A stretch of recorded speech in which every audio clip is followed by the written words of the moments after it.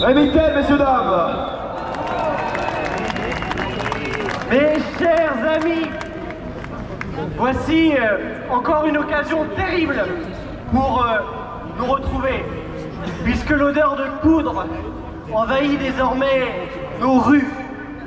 Il ne s'agit pas d'une énième crise, mais de la même crise. Les historiens retiendront sans doute que la Troisième Guerre mondiale ne commença pas en février 2022, mais en mars 2020.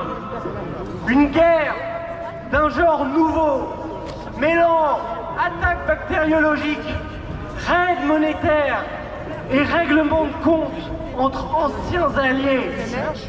Cette guerre a déjà fait des millions de victimes et pourrait connaître un chapitre plus sanglant encore, avec l'affrontement conventionnel entre l'Occident dominateur et les tenants d'un monde multipolaire.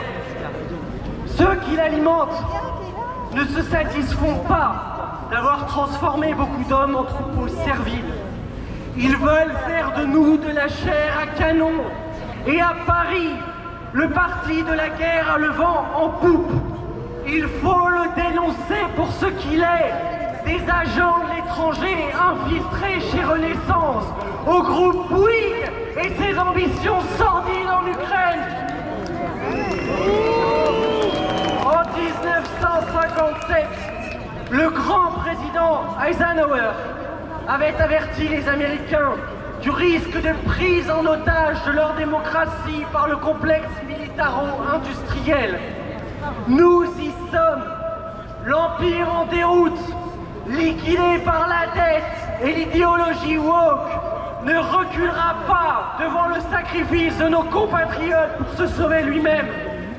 Alors mes chers amis, soyons le grain de sable qui fera échouer, qui enrayera cette machine funeste.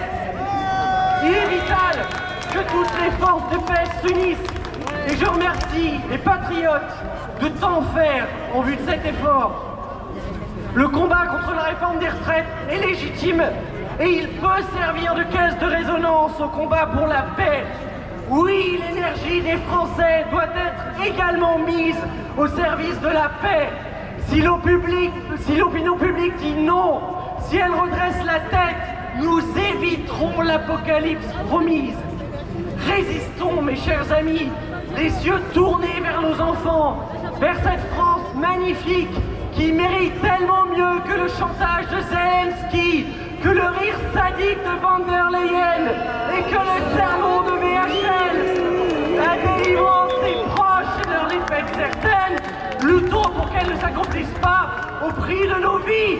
Vive la résistance, vive la paix et vive la France.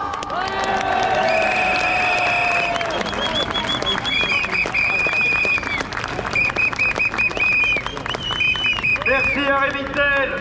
Nous accueillons